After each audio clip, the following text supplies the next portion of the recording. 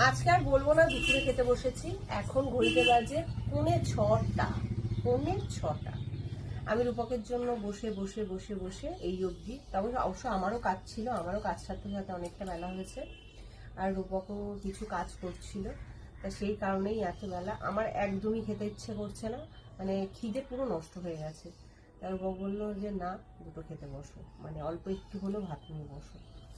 তা যাই হোক, আজকে কি রান্না করেছি সেটা তো তোমাদের সাথে আগেই শেয়ার করেছি।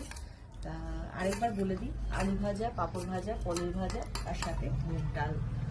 তা আর কথা বাড়াবো না, খেয়ে নেব। কারণ এখন মানে রাতেরটা খাচ্ছি না দুপুরেরটা খাচ্ছি আমি নিজেও জানি না। আগে মানুষ খাওয়া দাওয়াটা করে নেয়। তোমরা হয়তো অনেকেই বলবে দিদি তোমরা আগে খাওয়া দাওয়াটা করে তারপর কাজ করতে পারতে। তা রূপক বাবুকে বলে বোঝানো যায় না। রূপক বাবুর সাথে আমার শরীরটাও খারাপ হচ্ছে, আর কি করে যাবে।